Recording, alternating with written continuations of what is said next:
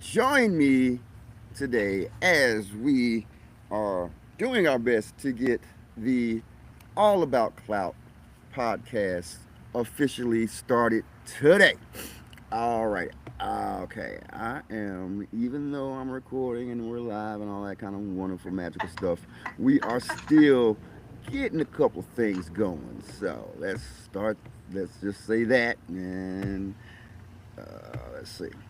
I am going to be joined today by the one, the only, Ana Reina, and she's gonna be on screen here in a second as soon as we figure out how to do that. So wow, yay, yes. All right, so guests, there we go. You were added. Okay. I've already sent the invite, so that's not necessary. So that's okay. So now, what is it asking you to do on your end? Let me just It add. says you can close this tab now. I don't know. I don't know Okay. what that means. Okay. I think this is Do I okay. add, No, do no, I no, add no, no, no, another no. one? I'm adding participants, so that's what I'm doing. Okay. Okay. Remote guest. Okay. Anna Reina. Hold on. Where you go? Remote guest. Hold on. Is it Anna Reina? Let me see. Remote guest. Yes. And then it's asking me to. Okay, you've done that. Okay. So now. Okay. I've sent the invite, but how do I actually add you as the guest? That's. Do I need to add Let's see. again? Let's see. Guest. Okay, join session. Okay. I just clicked on again. Okay, next. Let's see. Okay, something schooling. Allow permissions. Allow. Allow there. I see my face. You see your face, but I need to see you too. Let's see. Join studio.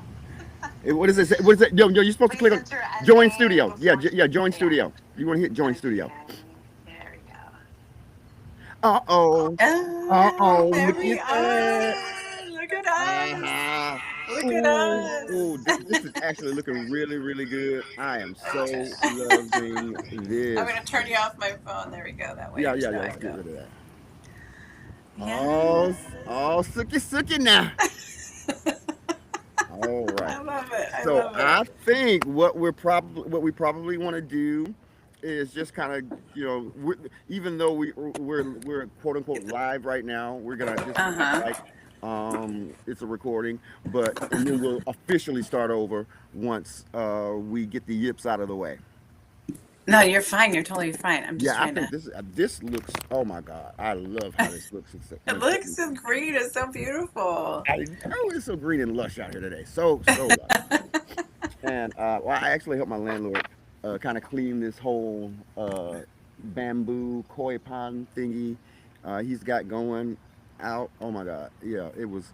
I was in there. Yeah, yeah, it was. Oh, just sweat dripping and popping everywhere. It was Oh crazy. my goodness. It was worth Yeah. it. It was definitely worth it. And I literally had that one koi pond. I had to put on some big like mud boots or whatever or water, yeah, and get in Yeah. there. And it was like a how's the best a living carpet like on the bottom of the koi pond, and it was yeah, it was something. Oh, that It looks looks so good. good. We are looking so good. Oh my God, I know. Can you believe it? Wow. this is just Are like you facing the right way with the sun? Because your face is so dark, or yeah. is it just me? And I think that this natural light is so yeah. Maybe It just just turn around and face the yeah. other way. Is that it? Yeah. Oh yeah. Oh yeah. That is. Now if I think if I turned it around, it would actually just be it would be too bright because it yeah Oh, yeah okay, it would okay. it would be too bright. But other than that, I think we are actually looking good. Oh, let me Yeah, cut my sound up just a little bit. I think just for sake of the people. yeah, because I have you turned up pretty loud. So, Okay. Oh no, no, no! I was just gonna cut up the volume on the sound. Yes, that's it. Other than that, it looks. I mean, it looks good, good, good. yeah. No problem. All right. Get rid of that. I'm done with that. Are you mic'd up on your shirt or? I am not. And that's the crazy part. It still sounds pretty decent, but I'm not mic'd up. So Considering, yeah. yeah, let me just do one thing. No, I think. Yep.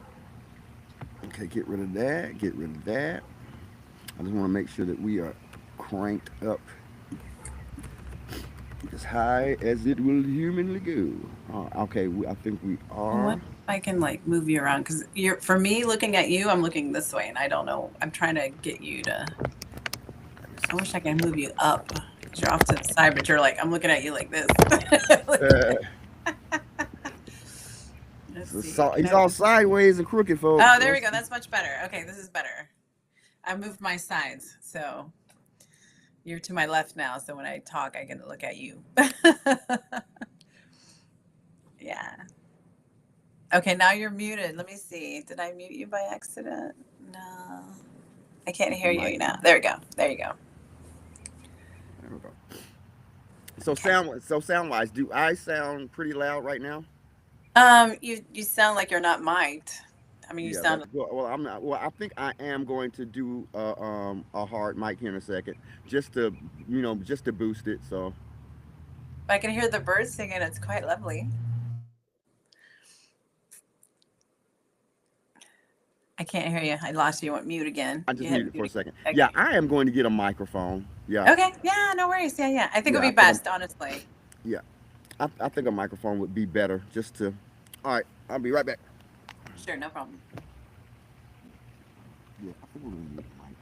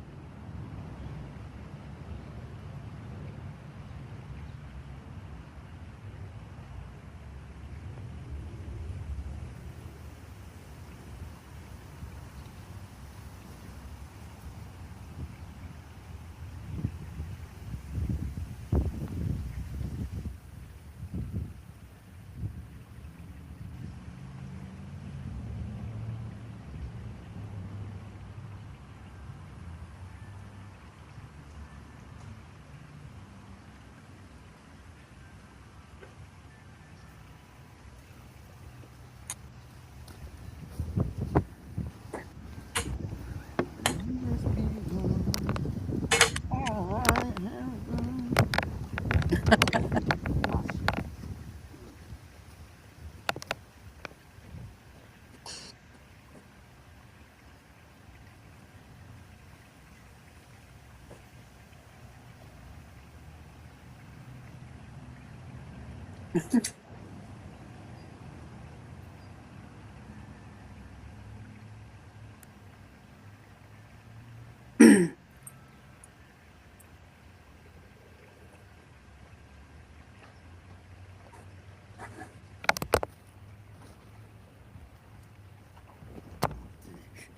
Production assistant, current assistant. Oh, I miss the good old days of I know, technical right? difficulties, and yeah, I love it.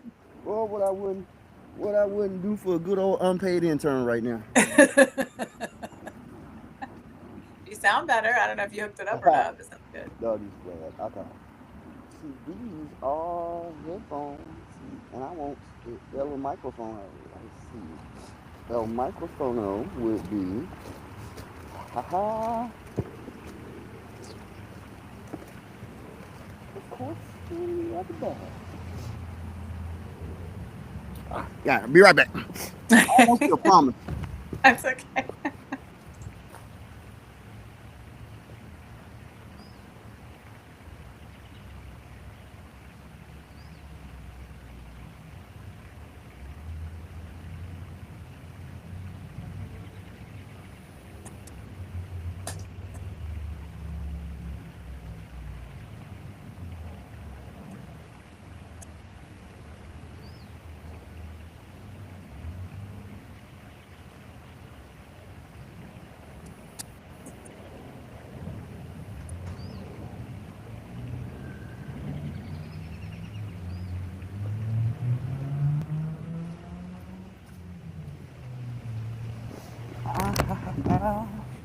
Alrighty. You Here. know what they say.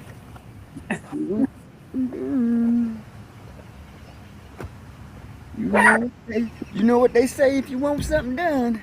You gotta do it yourself.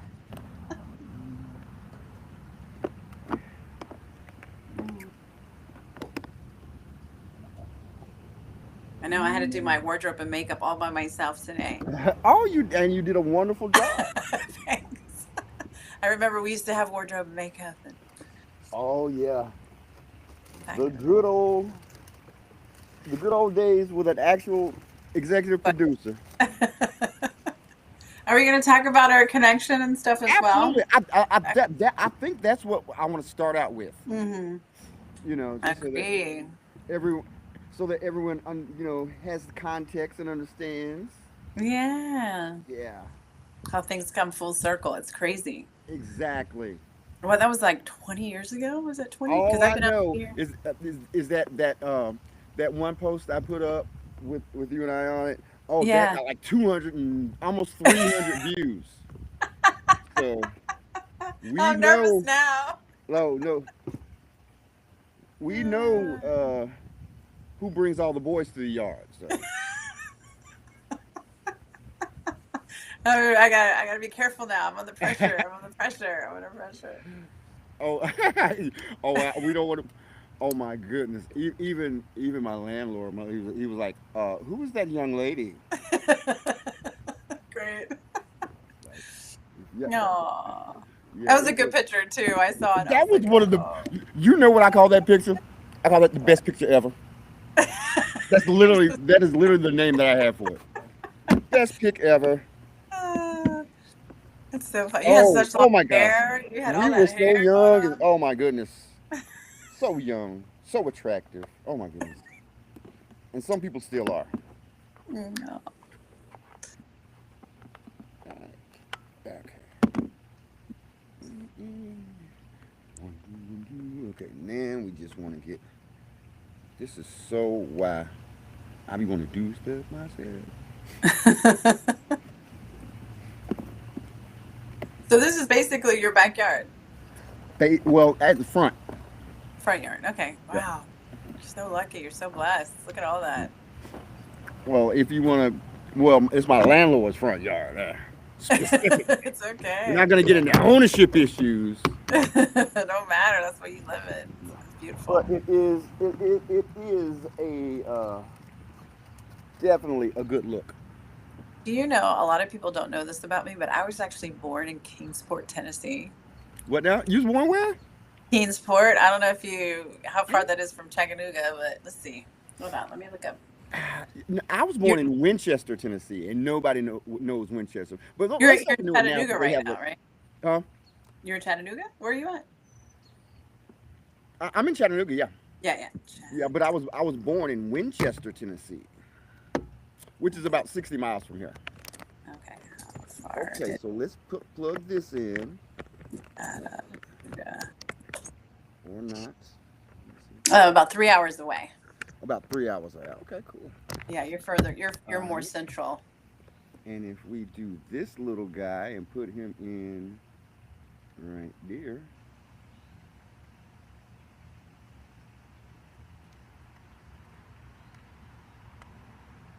and then we need one more for the power, and then I think we are good to go. It's just because I just feel like that just for the recording aspect of it, uh, it'll have the sound boosted to where we want it. Yeah, no, it sounds good. Okay. I mean, do I sound good now? Mm-hmm. But I don't know. I still just for I would grin. say use it. I would just use because you have to be constantly projecting your voice. You know, Yeah, yeah. I think that's so the it's one good to have. aspect of it that Yeah. maybe was kind of missing here. But let me do this, and then we'll be good to go. All right, and we will call it official. I'm good. But the one other thing that I do like about this particular scenario right now is the fact that I had to get off my butt and do something. So there you go. Make make Chris get off his ass day. How about that? We'll call it that, and then that'll be wonderful. Okay. How much leeway do we have here? Okay. Why are those? I gotta get another. That's okay. That is what this is for.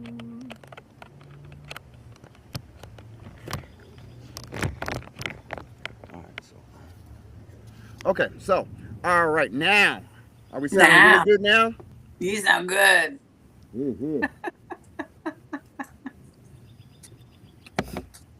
I'll worry about the rest later. Okay. So we are sunshine. I'm gonna make sure. There we go. We are sun shining. We are happy. We are shiny. We are wonderful.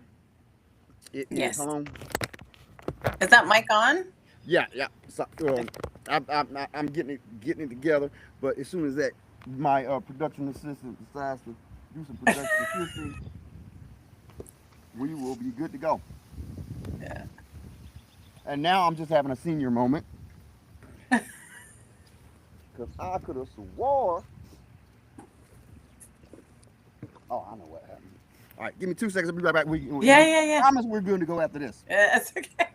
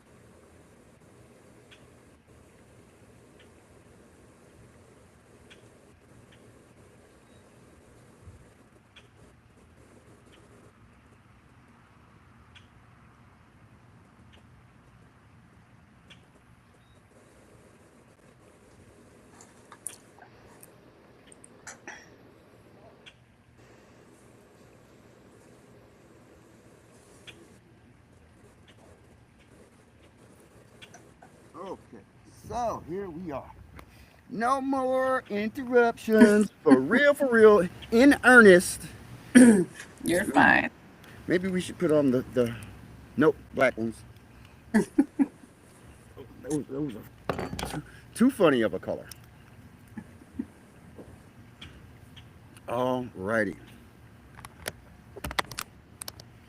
So, after much back and forth, delays, tech issues, all of the above, Oh, I am so pleased to introduce my what I call her my OG original co-host of the hits independent internet television show Indie Film Insider, the lovely and effervescent Ana Reina. Everyone say oh, hello to Anna. yay! All right, yeah, Hi. we should have had our clapping sound effect ready. We'll have that. We'll have that for everyone next time. Okay. Now, as you all know, folks, this is the All About Clout podcast.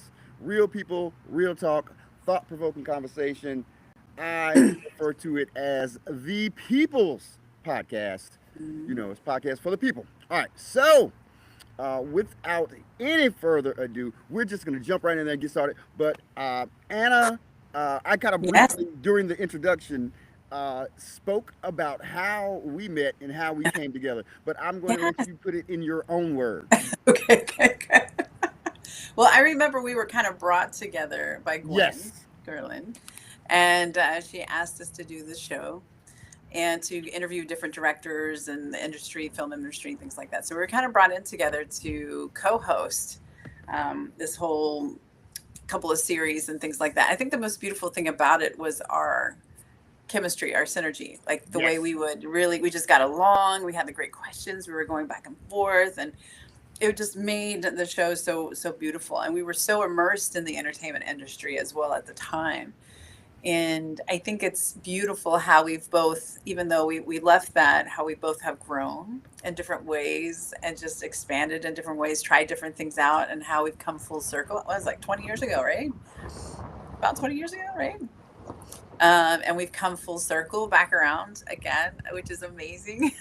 So I love that you're still doing what you're doing, and Well, you're doing yeah. your own Well, thing now. That's amazing. that is so wonderful. I'm glad you kind of brought that out. Because I remember what city we were. We were in Daytona. We went to Daytona Beach. That's where we took that picture. Yeah, that's right. Yeah. That was in Daytona Beach. And Yeah. then I'm trying to think. Um, we did that event. What was it in Tampa? We did one in Tampa. There's Yeah, a we went couple to we Tampa. did. Yeah. Little movie screenings and stuff like that. Yeah. Yeah, Red and so carpets. there was just so many good times, so many good times. But Yeah. as you said, I think it was just how we got along so well that Yeah. really that I think the people could definitely feel that, and I think that's kind of what drew a lot of people in. So, all right, Yeah. so now. So here we are. Now we're talking about some tough stuff. Yes, we are talking because when you so graciously agreed to come on the podcast, I said, "Well, what should the topic be?" And then, of course, given your background and what you do, and your so. Oh, let me make sure that I will let you say the name of your company and introduce. Let's talk about that a little bit. Okay. Soul So, Manatee. yes, so humanity. So when I first started, well, when you knew me at the time, I was really immersed in the entertainment business industry, and I was also managed rock bands and toured and traveled and put and shows and things like that. And I eventually made my way to education. So I started teaching in entertainment business degrees, like Full Sail and different places. And through that process, I really loved inspiring people. I loved inspiring the youth. I loved being this inspirational part of their life and this very big pivotal part of their life. But I was also going through my own spiritual journey as well. in discovering so many different aspects of me and really diving deep into that divinity, which we'll get into as well. And I have a beautiful best friend. She is Dr. Katana Kelly, and she is my contracted soul sister. And in this life, our purpose is to help people in their journey of awakening and discovery. So as I was doing this and alongside my personal journey and her really helping me, I realized that I wanted to teach something different. I wanted to teach more people how to discover their inner self and their inner sanctuary. So I teamed up with Dr. Katana, who's an incredible quantum channeler. She has a beautiful gifts and beautiful connectivity. And I wanted to help her share this information and being a testimony of it too. So we created Soulmanity, which was this platform to help people who are awakening and going through that process of trying to find their life purpose. And it's a beautiful community. It's now up to about 15,000 people. It's really nice. And then from there, we realized people needed more of instruction and guidance and mentorship. And there we created the Katana Institute. So the Katana Institute is multiple tiers of spiritual education, helping people, whether you're a beginner or advanced, kind of going through that life journey of self-discovery. So we have multiple levels, and we also certify our own healers, energy healers, as well as spiritual coaches as well. So yeah, it's been a pretty profound journey since last time we got I know this is the the last time we conversation is spoke. different Yeah. for sure. Well, I will want to thank you for explaining that to everyone. Yeah. And again, when I found out about what you were doing, I was like, well, hey, I have not done a episode about spirituality slash, organized religion as of yet. So I said that this is the perfect time to do it. So, Yeah, it's um, definitely a deep conversation for sure. So yeah, and it's one that I hope that will continue because I would like to do at least one more episode yeah, to kind of um, fully expand upon this particular topic, and yeah. then we'll talk about some other stuff later. I don't. I want to be very respectful of your time, I know Miss you're fine. We Reina. can do So, part two, part three. It's all good. I mean, okay, all there's right. so much So, to get from it. So yeah. So, how I want to start by asking you just kind of a general question about how do you feel that spirituality do you or do you feel that people's spirituality is different or is a different thing than just participating in organized religion? So we get asked this a lot because a lot of people kind of leave organized religion and kind of make their way to spirituality. So spirituality is really about that interconnectedness to the divine, like your center, your core, your understanding of a collective consciousness. So a lot of people begin in religious structured organizations because that's all they know. And they kind of inherited this from their family. They were forced to go to church or taken to church. You know, I grew up as a Southern Baptist. I had it really hard. Everything Oh I did yeah. was a sin. Everything I did was a sin.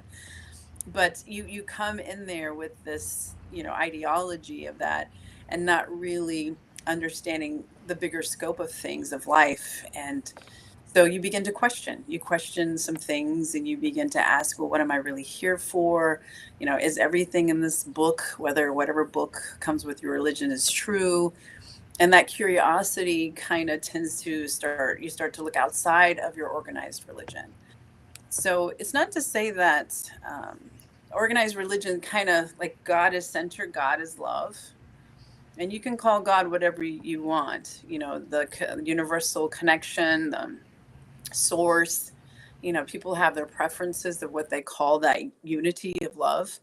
But spirituality is kind of coming at it this way, and religion's coming at it that way. But the core throughout all organized religions is definitely that there is a central being, whatever they decide to call it in their religions, and then that love is all that you need, basically. So organized religion is really just a structured, man-made kind of perspective about that divine consciousness.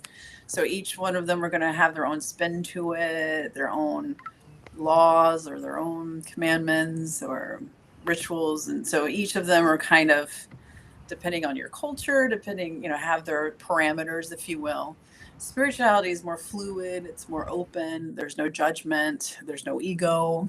It's a little bit of understanding the bigger scope of things. So yeah.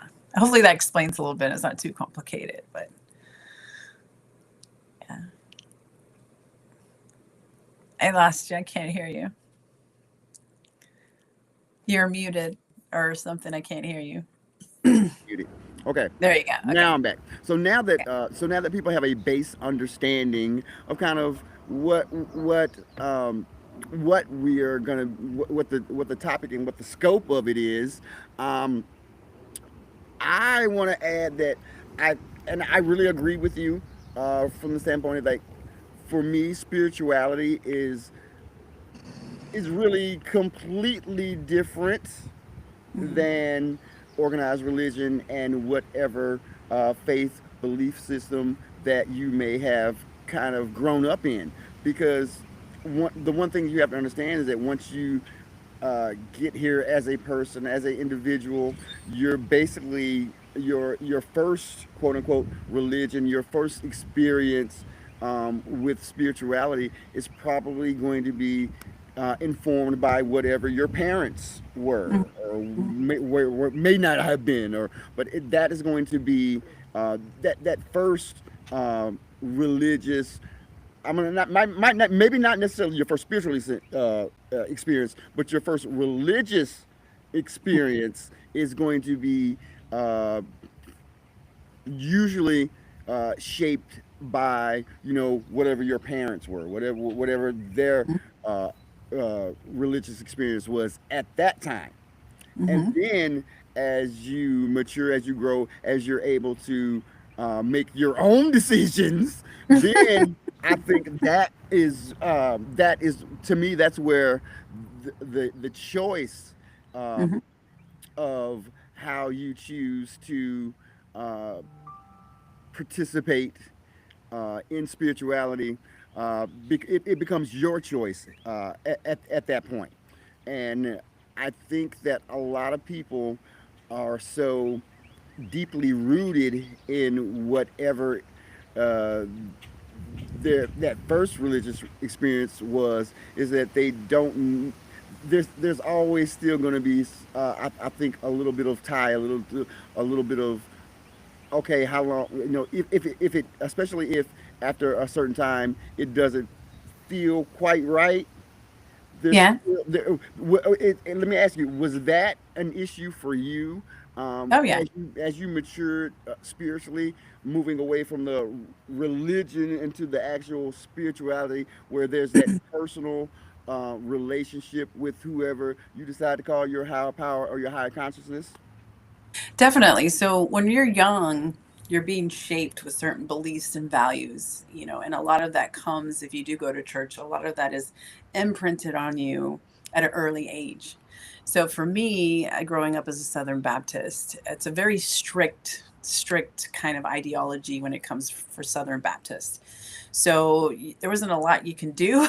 There wasn't a lot of wiggle room when it came to sinning and being damned to hell kind of situation. But um, I guess when I was about 16, I really started questioning. I was like, okay, if God is of love, and if God is unconditional love, then why is there wrath in the Bible? Why does God punish the people, especially in the Old Testament? If God is forgiving, if God is all loving, then why can't there be gay people in church? Why are gay people excluded from being loved by God because they're gay, because of their preference? If God, so it was this constant questioning of that doesn't feel right, that doesn't seem right. Like if you're really following the Bible, then like it just didn't match up for me. It didn't coincide. So I started poking holes in the scriptures and the words, and then looking up the history of the Bible and the structure and stuff. So I became questioning, and it's hard because when you have that foundation of this is all you know, and then you're trying to break that down, your whole belief system starts to crash. And it's a very scary thing because now you don't know what to believe in. Now you don't know what's true or not true. And this is where we help a lot of people in that processing. Like now, everything they thought was one way is completely gone. So the world has changed, the reality has changed, everything is shifted. And this is what we call awakening. This is where the veil is being lifted. This is where you're starting to see the real truth behind what's being fed to you. So that's what we call the spiritual awakening process.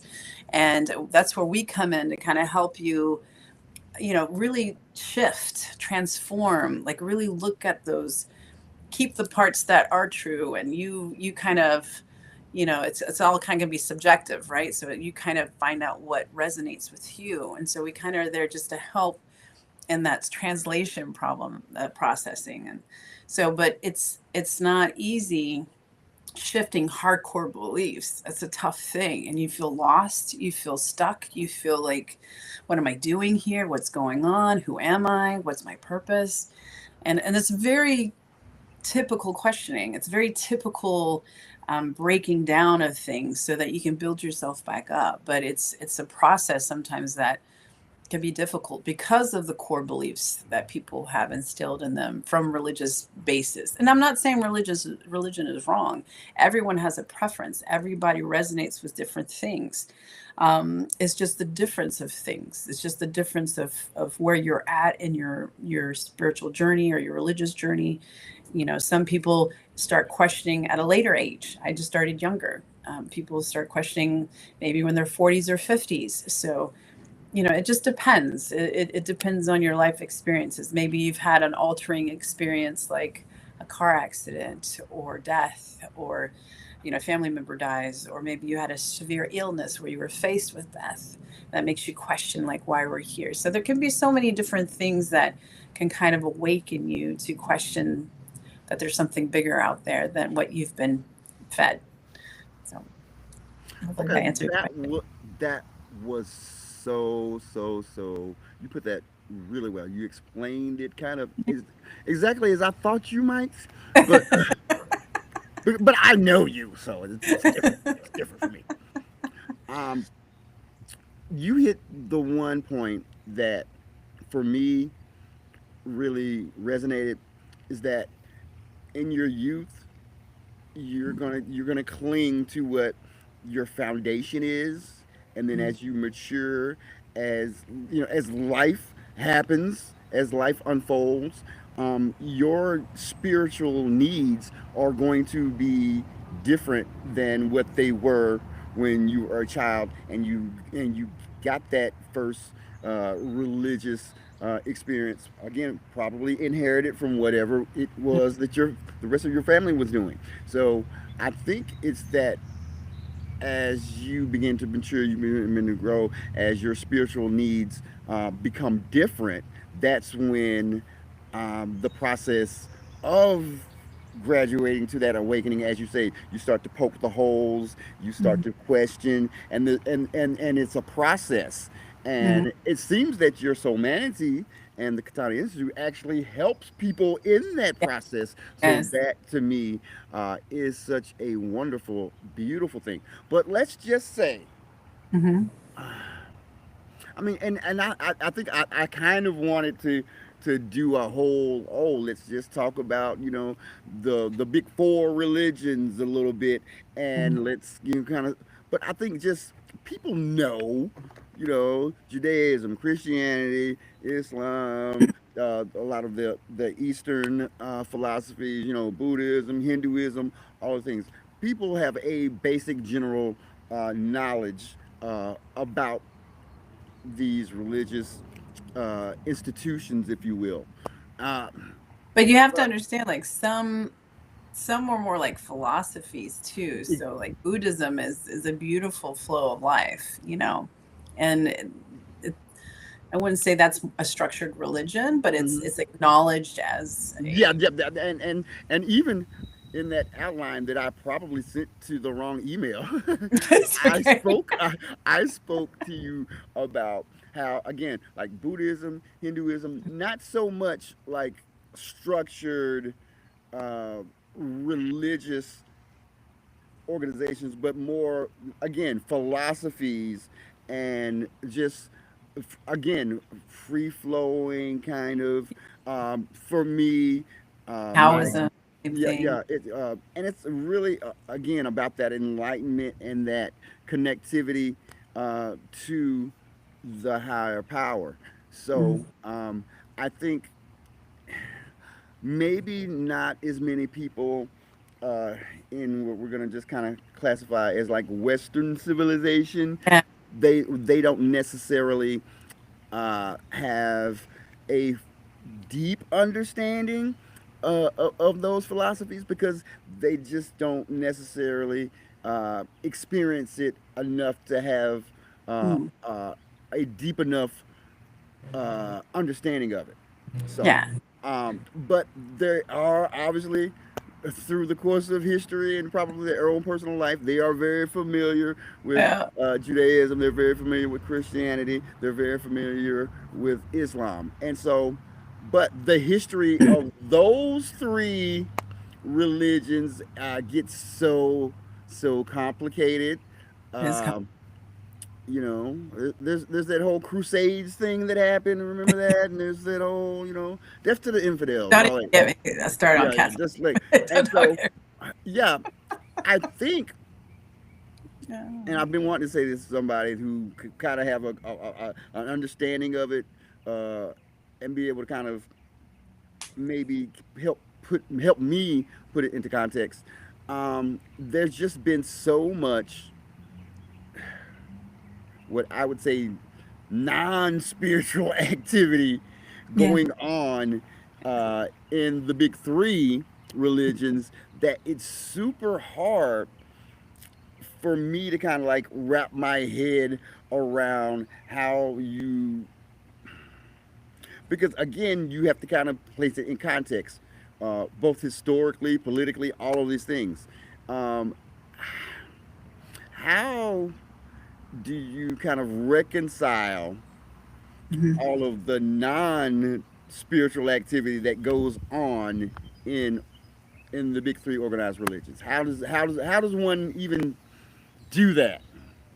Okay. Usually the core thing that we align ourselves with is honestly unconditional love, like non-judgment, unconditional love and unity. The overall consciousness. We even call it Christ consciousness because Jesus Christ was all about unconditional love and things like that. So as a human, as a guide here on earth for us. So when it comes down to looking at different religions and you're kind of seeing what's going on or what's being driven by religion, whether it's war, whether it's these activities, or whether it's judgment or damnation, or whatever the case may be, you have to really ask yourself inside what feels right for you. What does this feel right? This behavior, this ideology, does this feel good or not feel good? Or you're like, yes, I support that. Yes, do this, do that. So it's up to you where you feel that alignment, and you will. If it doesn't feel good, then it's not in alignment. That's just the basic fundamental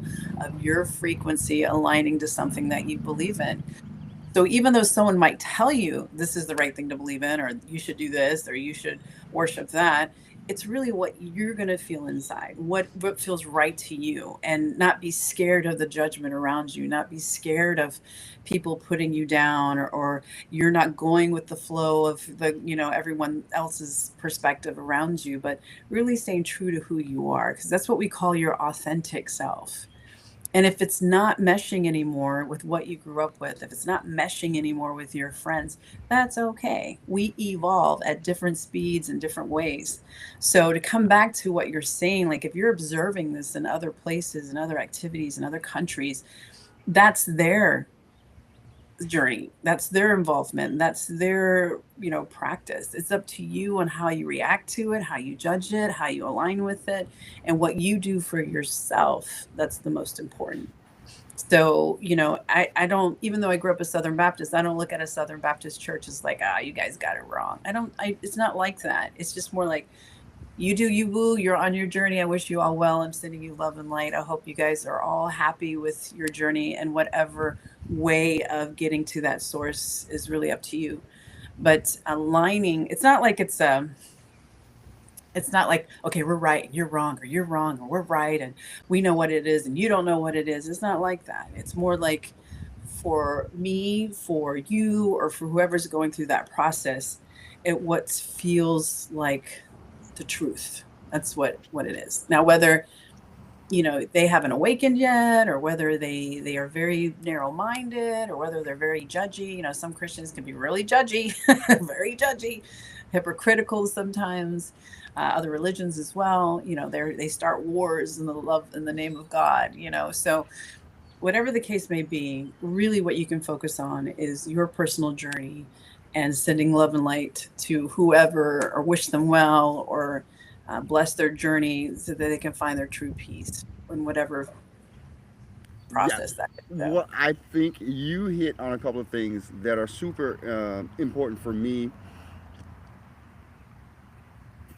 from the standpoint of understanding that a personal relationship with the source, that is between you and the source. You yeah, know what I mean? So right. I think a lot of people, in or for the sake of having a, I think there's a difference between having a religious community to, well, worship and fellowship with, is very different than having a spiritual Mm-hmm. community that you can worship, praise, all of those things with. Because the first part of it, that spiritual aspect of it, that personal relationship aspect of it, that's between you and the source, and that's for you. Right. Then typically, as you grow or mature spiritually, you want to begin to have a community that you can kind of rely on Like to, minded souls, yes, yeah. like, yes, to help you along the way, to Yeah. encourage you, to kind of guide you, to just basically be that sort of um, support Yeah. system. That's why humanity was created, just for that reason. Yeah. Yeah. Yeah, so again, it just really, for me, if there was a wish that I had for people who are Mm. on their spiritual journey, is that they would be able to recognize the difference between that personal relationship that you have with your higher power, and that communal relationship that they would obviously, I would assume, would want to grow. Yeah. Now, Yeah. uh, it really comes down to, for Yeah. me, it's like, you just have to, I think, if I could, like, just put it out there and say, hey, everybody, you need to kind of recognize, hey, there's your personal, you know, Yeah. Yeah. spiritual growth and maturation, and then there's your communal. And obviously, you want them to kind of flow back and forth, but you can't, I think it's important not to let one hinder the other, and vice Yeah. versa. That's With well that, said. Definitely well said. Yeah. Yeah. alrighty. Yeah. Because I I think, get one in there every now and then. You know, no, but I know. it's true. I mean, Because no, guys, said, my goodness, I think this was truly one of those spiritual, wonderful happenstances, because um, because but because before, or I reached out to you again, I did not know that you had started Soul Manatee. I didn't know about your yeah. connection with the Katana Institute. So this again, wonderful, one of those wonderful happy accidents that I think Yeah. is going to bear some fruit, because as we continue to have this conversation, I want you to feel free to uh, just go wow with it, and let people know about Soulmanity and the Kanata Institute, Well, I because mean, I think you're absolutely doing very, very, very important work. thank you. Yeah. I think a lot of people on this journey to your communal thing, when they start to come into their awakening, it's very isolating because no one around them is going to understand what they're going through, their thought process. Their family members are going to think they're going crazy. As you're awakening, a lot of things are coming online, like your understanding about life and connection and frequency and vibrations, things that you don't really learn in church per se. But um, so you're going through this whole processing part, and none of your friends or family may think of it. So there's a lot of isolation because you naturally tend to go inward, which is fine. But having a community you can talk to about it is beautiful, just like you said. And it doesn't make you feel like you have to go through it alone, because there's so many people who are kind of waking up to the spirituality, waking up to their purpose. And it's nice to know that other people feel the same way as you, especially you're in Tennessee, that whole Bible Belt area. Oh yeah, yeah, Yeah, yeah, yeah. there's a church It's on a every corner. yeah. It is a thing. Trust and believe me. Yeah, yeah. And So I'm so sure I'm there's glad a lot of judgment there. yeah. So I'm so glad that we spoke about that purpose aspect of it, because you're unless you unless you do that work. I know that the shadow work, that's it's a yeah. term, it's a thing Look now. at us Everybody, too. Using some yeah, terminology here. I love yeah, it. come on now. But for me, it's like it's a hard subject for a lot of people, because again, they just had a lot of people, especially in the Bible Belt in the South, they are so rooted in Mm. that foundational um, religious. I think a lot of people just are so hesitant to let it go. Yeah, yeah. And And there's this, yeah, go ahead. I'm sorry. Go ahead. no, Keep going. and I was just gonna say that I just wish people would be a little more open to other forms of worship, other forms of praise, other forms of connection Yeah. So with, yeah. so instead of going to church, I go to the beach. So every week I'm at the beach. And you have to remember, even back in the day with indigenous tribes, they thought God was nature. They thought God was the trees and the sun and the moon. And so they would worship to the rain gods, and they would pray to different types of, the sun and the moon, and they would name the moon, and everything was run by the schedules of nature and the seasons and things like that. So it was for them, God was everything, you know. So as organized religion kind of came in, which is fine, and it created this idea of worship. And worship in spirituality is not, we don't worship anything, because we are part of God. So we are part of the all. And so, even in the Bible it says we were created in his likeness and things like that. And so it is part of us. We're just a small cell, a small piece of the divine, of everything. Yeah, don't you So know that ye are gods? It's that sort yeah, of thing. Because yeah, if someone asked me how I would try or attempt to explain it, is that we are all gods from the standpoint is that we emanate from God. We are just a tiny piece of right. God. Have It's like I say that we're the same in quality, maybe not necessarily quantity, because we're Yeah. just all tiny pieces of Yeah. aspects. So So Dr. Katana likes to put it like this: as a person, we have trillions of cells inside of us, trillions and trillions of cells every day. And each cell has a role or a responsibility. You have liver, you have cells in your liver, you have cells in your stomach, each of these cells work and vibrate and do certain responsibilities. But each cell is part of the whole.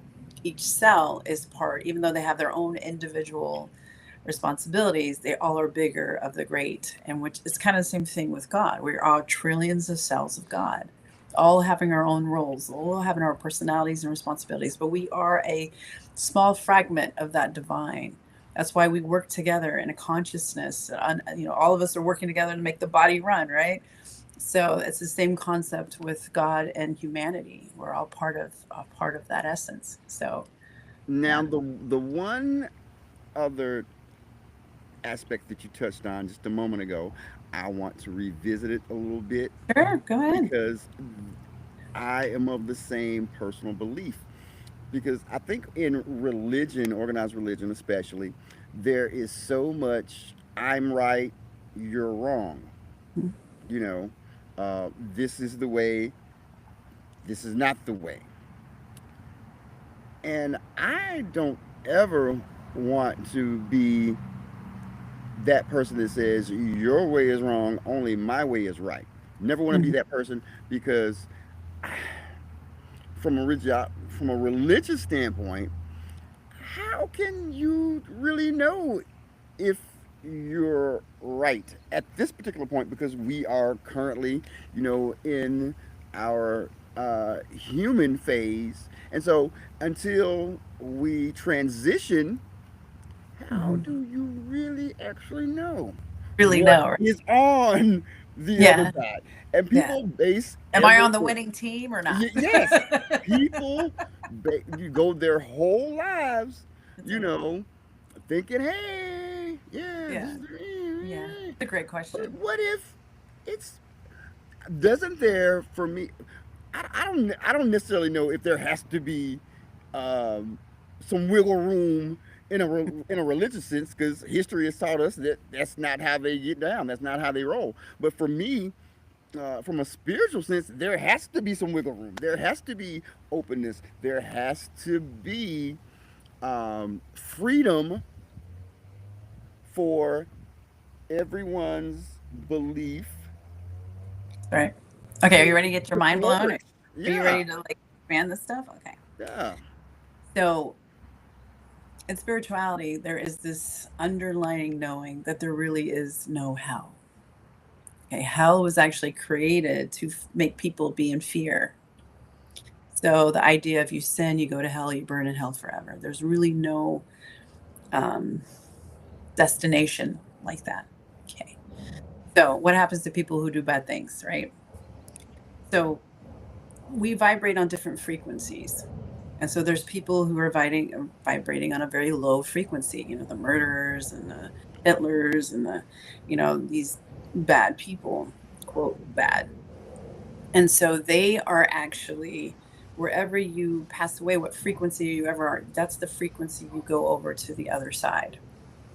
So on the other side, you land on a lower frequency, okay? Because there's different frequencies on the other side.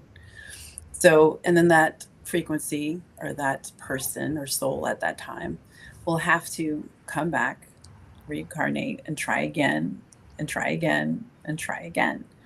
So, but being in this lower frequency field, they will have to, or a young soul, or whatever you want to call it, will have to keep coming and trying to learn or grow. It doesn't have to be Earth; it can be anywhere else, but just try to mature and learn, just like we do here, in different ways. So, do I believe there's demons and evilness and darkness? Yes, of course there is. With light, there is dark. Yes. But whether it's not about getting it right or wrong or choosing the right religion, as are they going to hell, are they going, who gets into heaven? It's not like that. We are all part of God, the good children and the bad children, but we're all part of God. So we all go back home, right? We all go back home.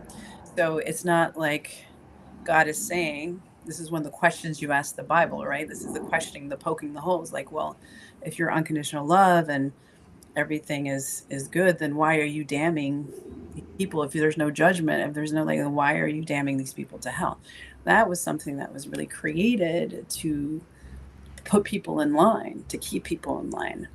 So, there you are the way of heaven or the other side or back home source, whatever you want to look at it.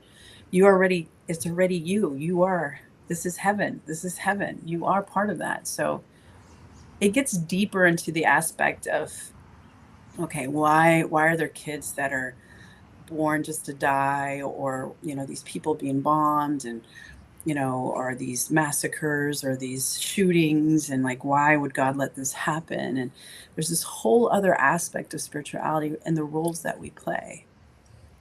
If this every soul that comes to here to earth has a specific role to play. You chose that role for yourself to play while you're here on earth.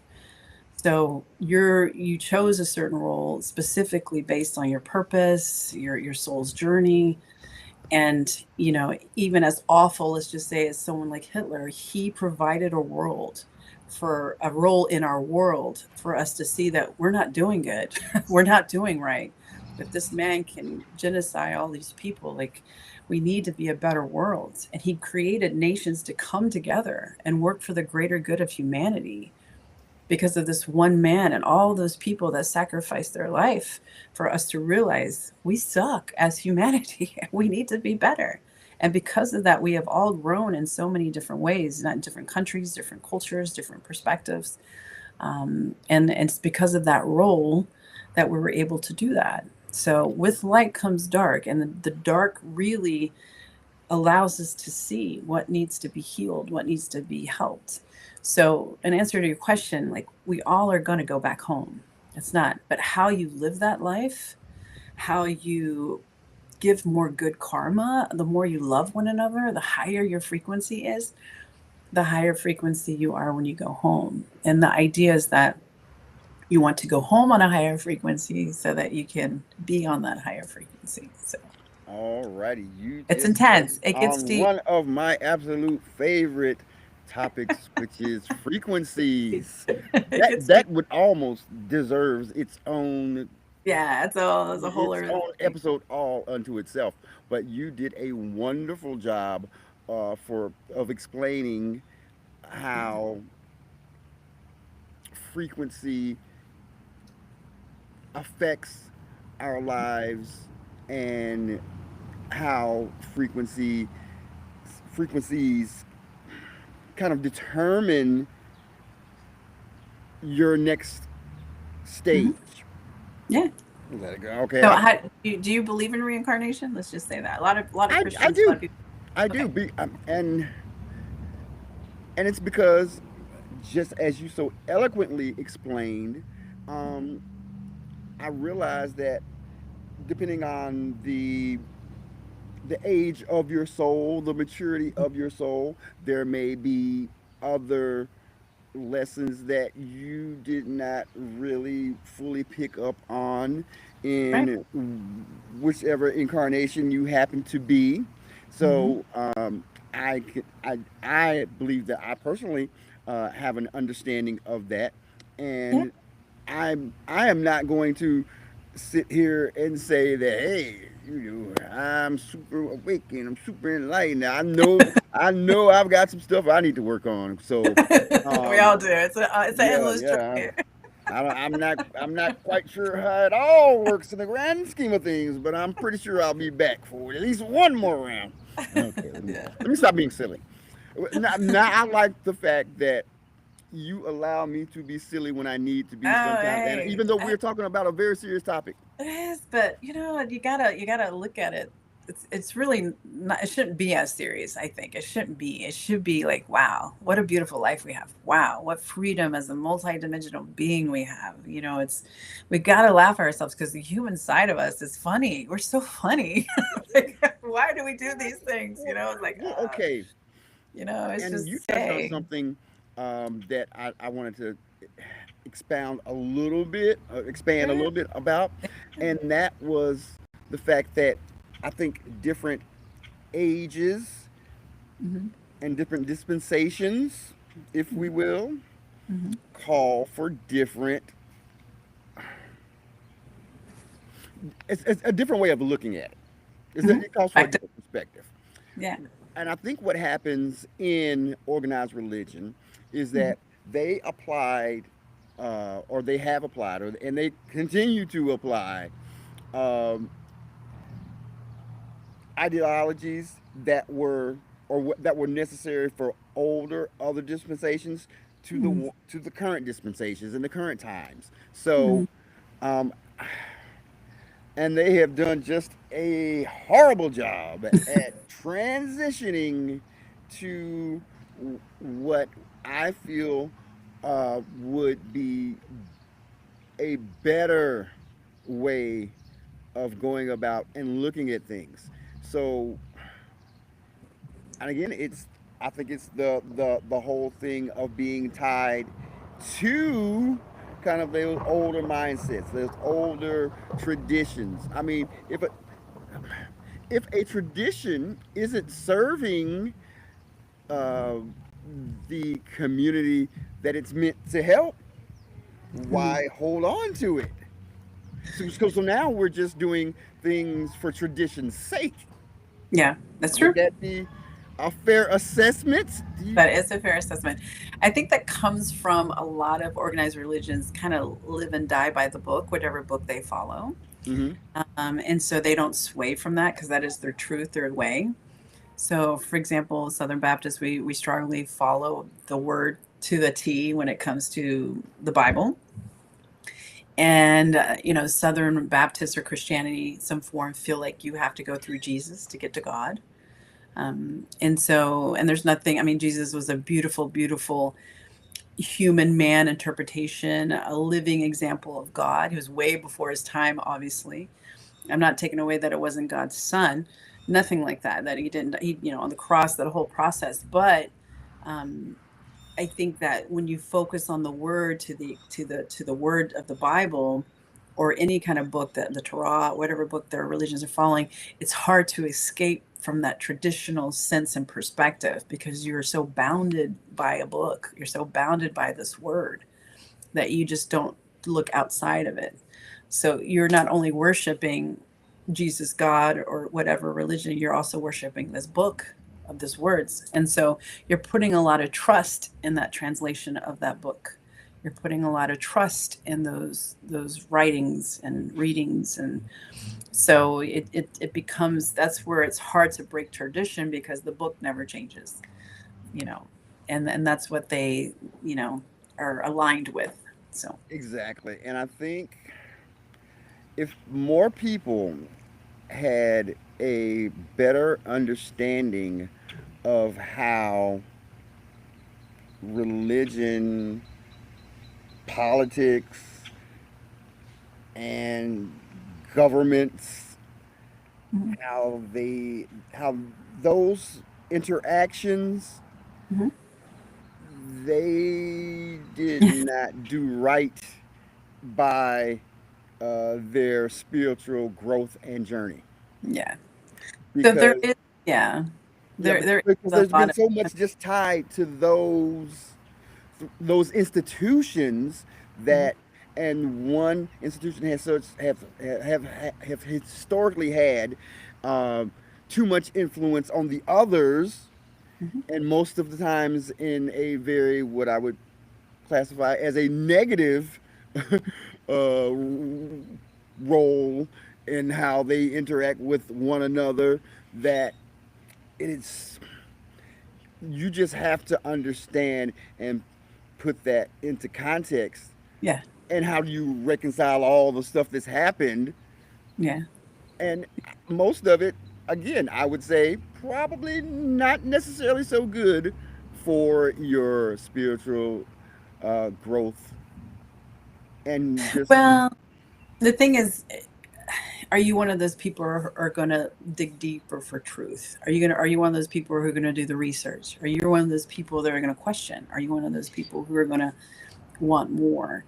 So I think that's a personal thing when you start kind of getting that nudge, like, that didn't feel right. That didn't sound right. And you start questioning things. So, and not just invest 100% in the Bible, like, well, who wrote the Bible? Why did they write the Bible? Where did it come from? Are these all the books? There's a lot of books that weren't in the King James version. There's the Ethiopian Bible, which has a lot more books than our Bible. There's different versions of our Bible. A lot of people don't even know that. They only think King James version is the only version. There's not. So in the King James version, there was a lot of books that were left out, and those books are way more interesting.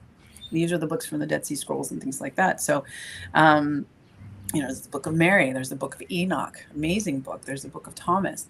All these books were purposely left out for a reason.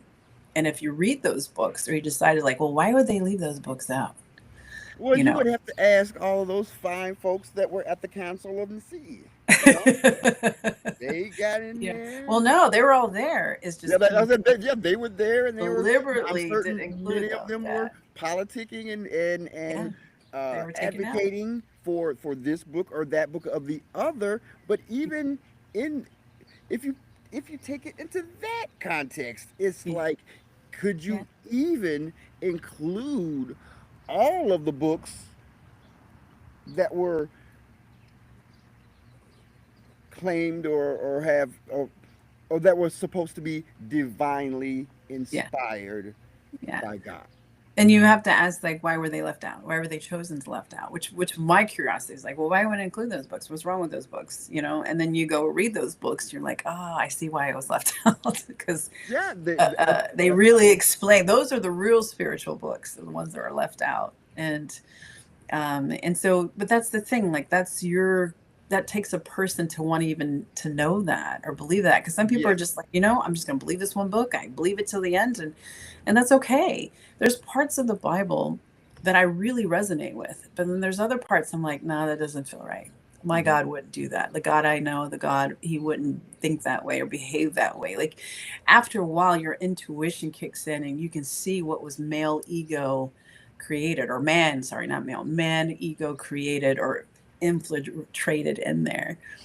I don't think God was sitting there saying, you need to give 10% to the church. I really don't feel God would be saying that. uh, I do feel like, you know what I you. mean? Like, I think that I don't think my you. God would be like, hey, 10%, you got to give it back to the church. I mean, God isn't a gangster, a hustler who wants to like, have all this money back Well, to his church. Yeah. So, here we go. but that's Ooh, just different you, perspectives. Anna, you just opened up a whole big old can of worms, young lady. And I'm glad you did. But Because but giving back is part of the cycle of giving and receiving. That I do agree with. But do I have to give 10% exactly to specifically the church? Now that's something different. So, and there was a beautiful story where Jesus was like, this lady gave 1 penny, and that's all her savings, and that was more than she gave to everybody. I mean, Jesus was overturning tables in churches against all of this stuff. So it wasn't like he was in agreement of it either. So, there's things that we miss, and sometimes we get distracted with in the Bible, but at the end of the day, it's really what feels right. That didn't resonate with me, so I give back, but I don't necessarily, since I'm not a because church goer, I give back in other ways. Yeah. maybe tithing or a tenth, maybe that was something that was more of a Yeah. man-made or Well, yeah. man-conceived uh, ideology that just kind of um Wiggled his way in there. permeated. Let's Yeah. use that one into uh, something that some people think is a requirement. Yeah. You know, Yeah. Yeah. but And okay, it's but if okay, here's how I would suggest someone, anyone, look at it. God, the Creator, the Source, Mhm. the higher power. That is where everything emanates Mhm. from. Mhm. Mhm. So all of your blessings, all of your Mhm. resources, all of those source, that's where they emanate from. So Yeah. since we are from the source, Mhm.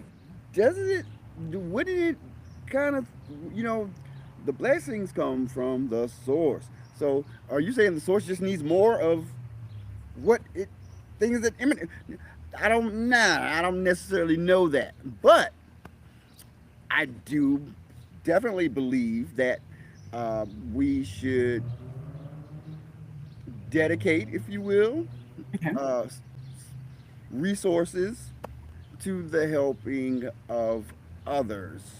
Mhm. And I don't necessarily know that it needs to be a specific number, Mhm. but it should be a number that you, as an individual, are comfortable with. I wouldn't say number. I would I say mean, like an act. Like and a again, that sounds a little, you know what I mean? Yeah. G- I think it's more about energy. give when you feel motivated to do so. Yeah, yeah. Like the way the laws of the universe kind of work is all about giving and receiving, the infinity flow of giving and receiving, giving love, receiving love. And so sometimes that means monetary value. So money is an energy exchange. So sometimes money is a way of giving that and then receiving your abundance monetarily back as well. So it's really how you or what you, the act of want to give and also be open to receive. Sometimes that can be in a monetary exchange. Sometimes that can be in volunteering. Sometimes it can be just sending the love and light, good intentions, prayers. That's also giving. So it's really up to you, whatever, where you're at, what you're capable of, what you feel.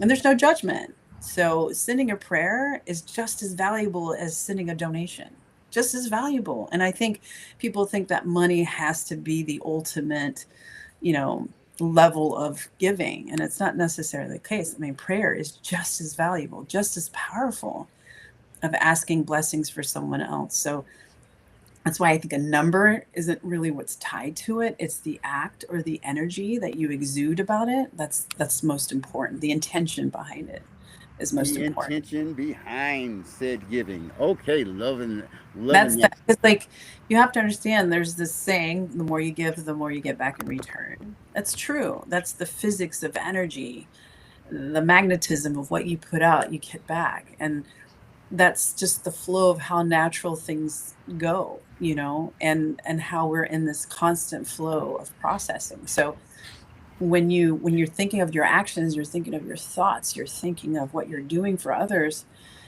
being conscious and aware of the goodness that you're providing for that. Trust me, it will come back to you. It will come back to you. And that's what good karma is about. That's what good energy is about.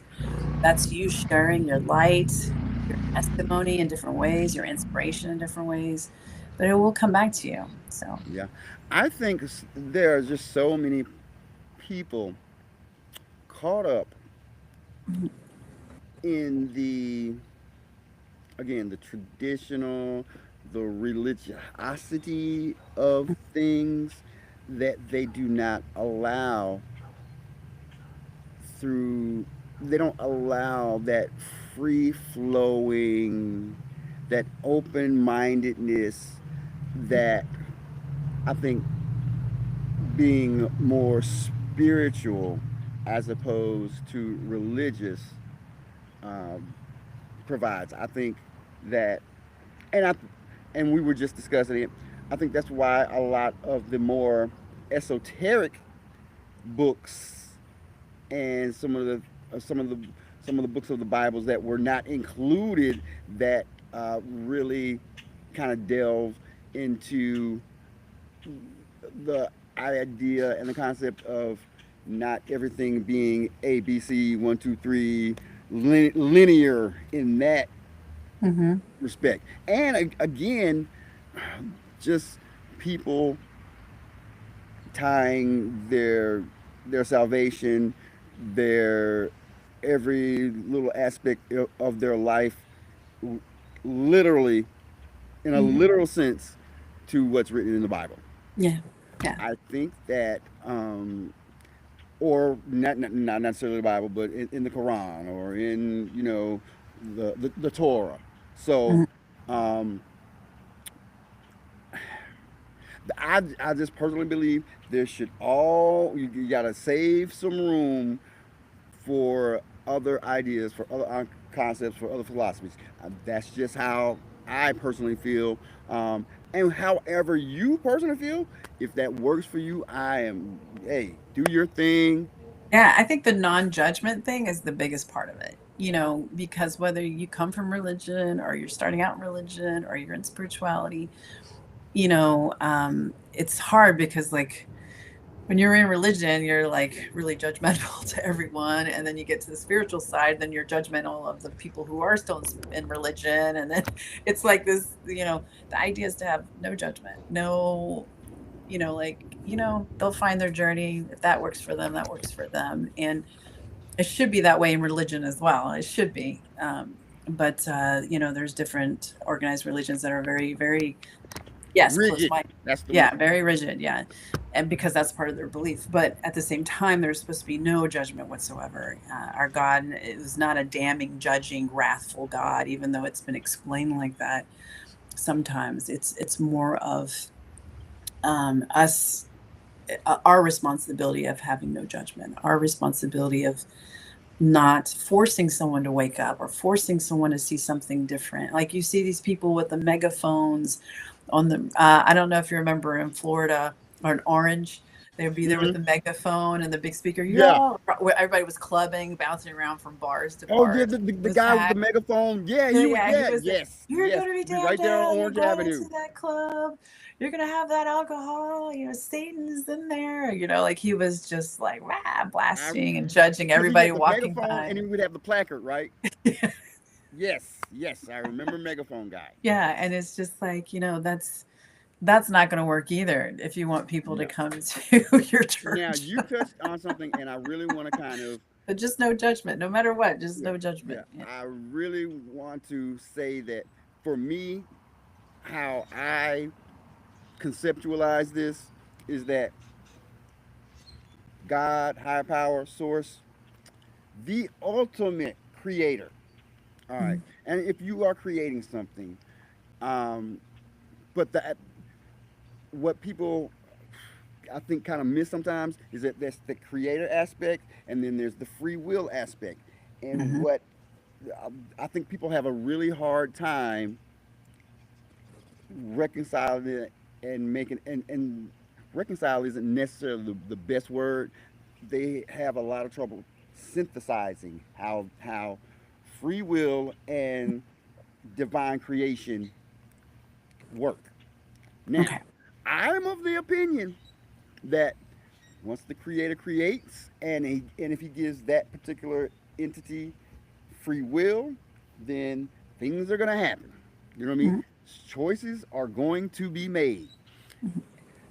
And I think what people really have to understand is that the creator is a creator. He's not a micromanager.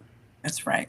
Exactly right. And that free will aspect is how you kind of can understand that, you know, I'm creating you, and then you do you, and then how it unfolds is how it unfolds, and how you respond to how it unfolds is again, Mhm. you know, the at some point personal accountability and responsibility have to come Right. into play.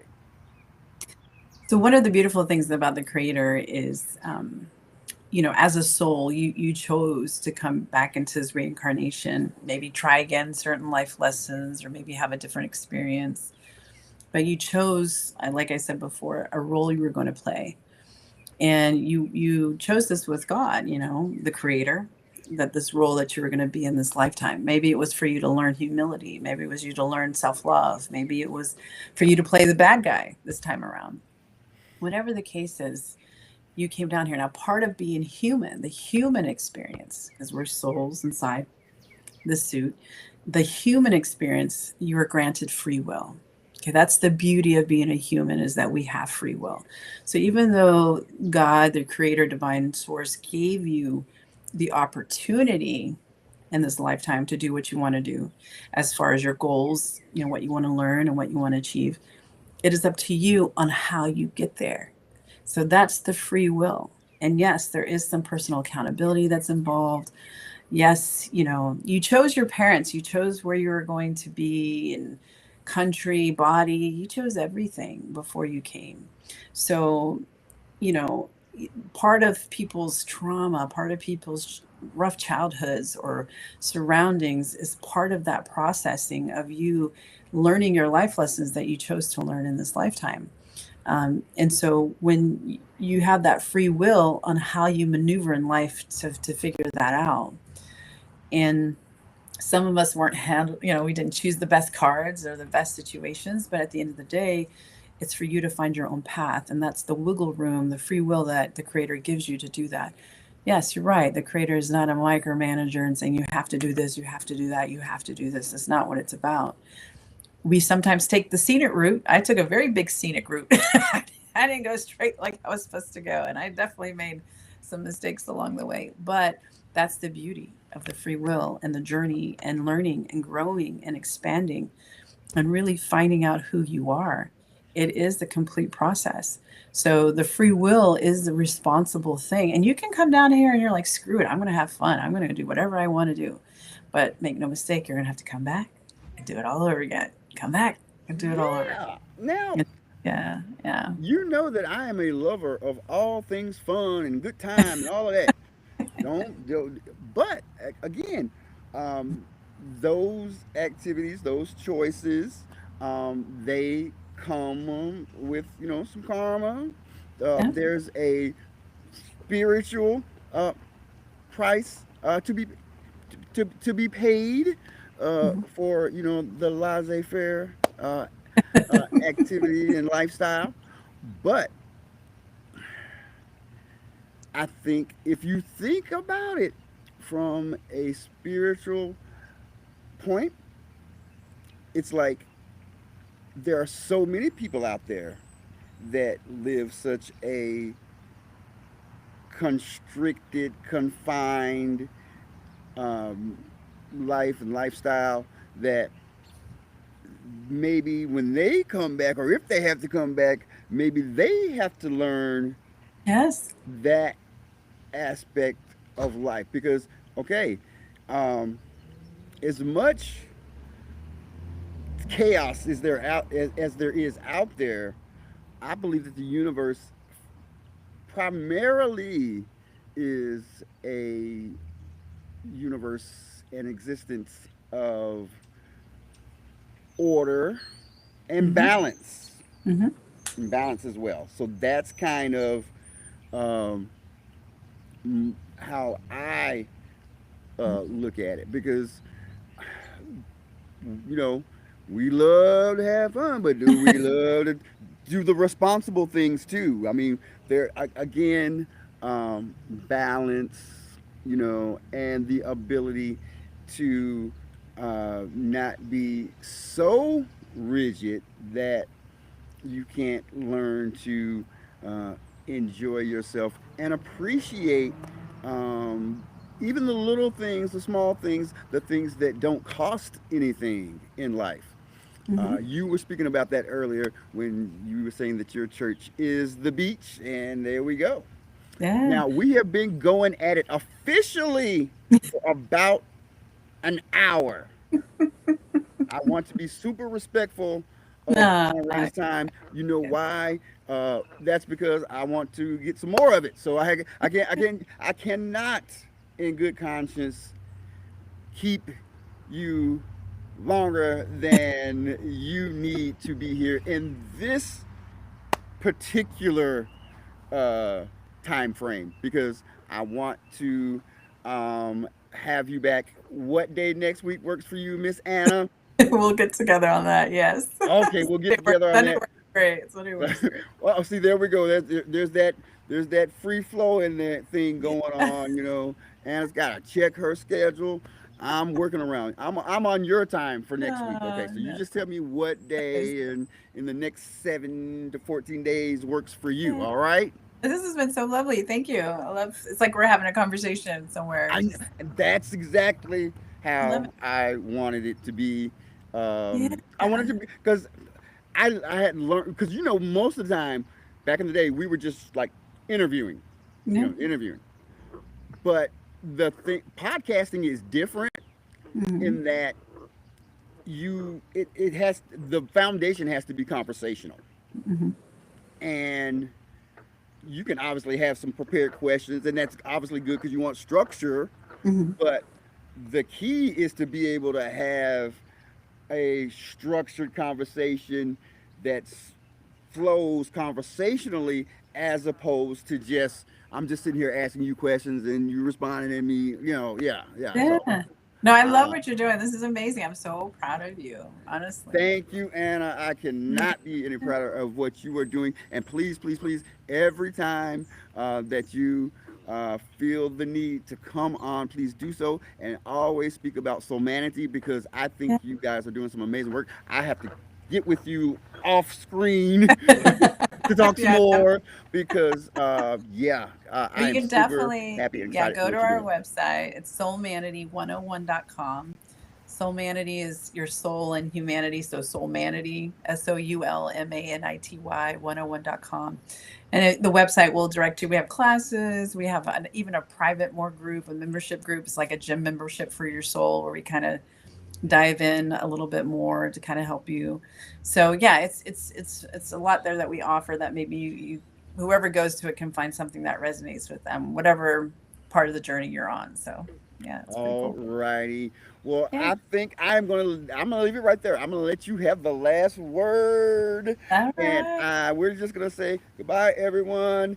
And yeah, we'll put all the details and some of this stuff we're gonna edit, and we're gonna put some stuff on the Yeah. screen and all that wonderful stuff, so everybody knows how to get in touch with everyone. All right, Yes. everybody. Bye bye. We're out of here. We're Bye. done. See you later. Bye. Ooh, that was great.